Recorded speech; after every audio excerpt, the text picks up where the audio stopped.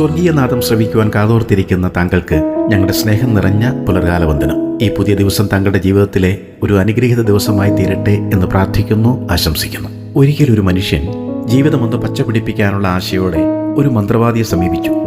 ആ മന്ത്രവാദി വളരെ പ്രസിദ്ധനായിരുന്നു.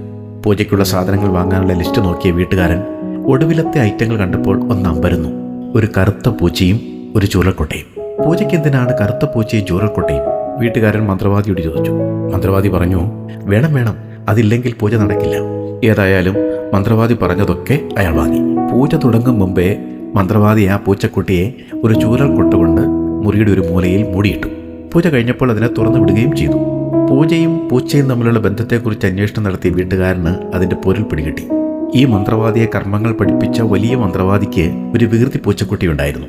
പൂജ നടക്കുന്നതിനിടയിൽ ആ കറുത്ത പൂച്ച പൂജയ്ക്ക് വയ്ക്കുന്ന പാൽ മുഴുവൻ കട്ടുകുടിക്കും. അതുകൊണ്ട് അയാൾ പൂജയ്ക്ക് മുമ്പേ തന്നെ അതിൻ്റെ മുറിയുടെ ഒരു മൂലയ്ക്ക് ഒരു ചുരുൾക്കൊട്ട് കൊണ്ട് മൂടിയിടുമായിരുന്നു. കഥയറിയാതെ പൂച്ചയെ കുട്ടയ്ക്ക് കീഴിലാക്കുന്നത് കണ്ട് ശീലിച്ച അയാളുടെ ശിഷ്യന്മാരെല്ലാം പൂച്ചയെ കുട്ടയിൽ മൂടുന്നതും പൂജയുടെ ഒരു ഭാഗമാണെന്ന് കരുതി. അതങ്ങനെ തുടർന്നു പോന്നു. പ്രിയ സുഹൃത്തേ, ദൈവപ്രീതിക്കായി നാം ചെയ്യുന്ന പലതും പണ്ടുമുതൽ കണ്ടും കേട്ടും ശീലമാക്കിയ എന്തിൻ്റെയോ ആവർത്തനമാണോ? ദൈവം ആരെന്നും തൻ്റെ ഇഷ്ടം എന്തെന്നും അതിനായി നാം എന്താണ് ചെയ്യേണ്ടതെന്നും വാസ്തവമായി അറിഞ്ഞുകൊണ്ടാണോ നമ്മുടെ ആരാധനയും പ്രാർത്ഥനകളുമൊക്കെ? നോക്കിക്കേ, നാം ഓരോരുത്തരും ഏതെങ്കിലും ഒരു മതത്തിലേക്ക് ജനിച്ചു വീഴുന്നു. അതൊരിക്കലും നമ്മുടെ തിരഞ്ഞെടുപ്പല്ല. ആ മതത്തിൻ്റെ കർമ്മങ്ങൾ ചെയ്യുവാൻ നാം നിർബന്ധിതരാകുന്നു. അതിനപ്പുറമായി ദൈവത്തെക്കുറിച്ച് നാം ചിന്തിക്കാറില്ല. ദൈവത്തെ പ്രസാദിപ്പിക്കുന്നതിനുള്ള മാർഗത്തെക്കുറിച്ചും നാം ചിന്തിക്കാറില്ല. എന്നാൽ ഓർക്കുക, ഈ പ്രപഞ്ചത്തെ സൃഷ്ടിച്ച ഒരു ദൈവമുണ്ട്. നമ്മെ സൃഷ്ടിച്ച ഒരു ദൈവമുണ്ട്. ആ ദൈവത്തിന് നമ്മെക്കുറിച്ച് വലിയൊരു പദ്ധതിയുണ്ട്. എന്നാൽ നമുക്കറിയാം, നമ്മുടെ ജീവിതത്തിലെ അനുഭവങ്ങൾ കൊണ്ട് തന്നെ ദൈവത്തിൻ്റെ പദ്ധതിയിൽ നിന്നും നാം വെളിയിലാണ് എന്ന്. ആ ബോധ്യം നമുക്കുണ്ട്. അതുകൊണ്ടാണ് ദൈവത്തെ പ്രസാദിപ്പിക്കുന്നതിനായി എന്തെങ്കിലുമൊക്കെ ചെയ്യുവാൻ നാം വെമ്പൽ കൊള്ളുന്നത്. എന്നാൽ അപ്പോൾ നാം ഓർക്കണം, ദൈവത്തെ പ്രസാദിപ്പിക്കുന്നതിനുള്ള വഴി ഏതാണ്, എങ്ങനെയാണ്, ആരാണ് അത് വെളിപ്പെടുത്തിയത്?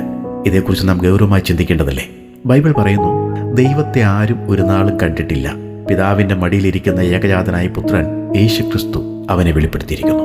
യോഹന്നാന്റെ സുവിശേഷം 1:18.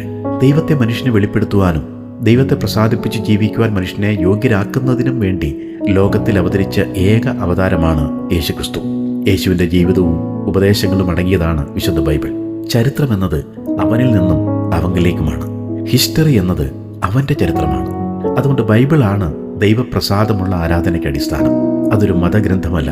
പലരും ചിന്തിക്കുന്നത് ബൈബിൾ ക്രൈസ്തവരുടെ മതഗ്രന്ഥമാണ് എന്നാണ്. അല്ല, ദൈവത്തെ അന്വേഷിക്കുന്ന മനുഷ്യർക്കുള്ള മാർഗരേഖയാണ് ബൈബിൾ. ക്രിസ്തു മതത്തിൽ ജനിച്ചു എന്നതുകൊണ്ട് മാത്രം ആ മാർഗരേഖ പിന്തുടരുന്നു എന്നർത്ഥമില്ല. ഈ മാർഗരേഖ പിന്തുടരുന്നവരെയാണ് ദൈവം ബുദ്ധിമാന്മാർ എന്ന് വിളിക്കുന്നത്. അങ്ങനെയുള്ളവരെയാണ് ദൈവം അന്വേഷിക്കുന്നത്. സങ്കീർത്തനം 14:2 നാം വായിക്കുന്നു, ദൈവത്തെ അന്വേഷിക്കുന്ന ബുദ്ധിമാനുണ്ടോ എന്ന് കാണുവാൻ യഹോവ സ്വർഗത്തിൽ നിന്ന് മനുഷ്യപുത്രന്മാരെ നോക്കുന്നു. അതുകൊണ്ട് പ്രിയ സുഹൃത്തെ, കൊട്ടയിലാക്കിയ പൂച്ചയെ പോലുള്ള വ്യർത്ഥമായ ആചാരങ്ങൾ നമുക്ക് ഉപേക്ഷിക്കാം. ദൈവത്തെ പരിജ്ഞാനത്തിൽ പ്രസാദിപ്പിച്ച് നമുക്ക് ജീവിക്കാം. അതിനായി ദൈവവചനമായ ബൈബിളിൽ നിന്നുള്ള ആലോചനകൾ നമുക്ക് പിന്തുടരാം. ദൈവം മനുഷ്യരോട് സംസാരിച്ച വചനങ്ങളാണ് വിശുദ്ധ ബൈബിൾ. അതുകൊണ്ട് ദൈവവചനത്തിൻ്റെ വായന നമുക്കൊരു ശീലമാക്കാം. നമ്മുടെ ഓരോ ദിവസവും ആരംഭിക്കുന്നത് ദൈവവചന ചിന്തകളോടെ ആകട്ടെ. ചോദിക്കട്ടെ, ഇന്ന് രാവിലെ താങ്കൾ ബൈബിൾ വായിച്ചോ, ധ്യാനിച്ചോ? ദൈവം താങ്കളെ സഹായിക്കട്ടെ.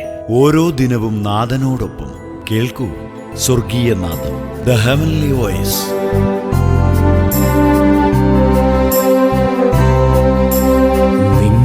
വചനം ധ്യാനിക്കുമ്പോൾ എൻ ഹൃദയം ആശ്വസിക്കും. നിൻ വചനം ധ്യാനിക്കുമ്പോൾ എൻ ഹൃദയം ആശ്വസിക്കും. കൂരിരുളിൻ താഴ്വരയിൽ ദീപമതാ നിൻമൊഴികൾ. കൂരിരുളിൻ താഴ്വരയിൽ ദീപമതാ നിൻമൊഴികൾ. തിരുക്കരത്താൽ വഹിച്ചു എന്നെ തിരുഹിതം പോൽ നടത്തണമേ. കുശവൻ കയ്യിൽ കളിമണ്ണു പോൽ അനുദിനം നീ പണിയണമേ. കുശവൻ കയ്യിൽ കളിമണ്ണു പോൽ അനുദിനം നീ പണിയണമേ.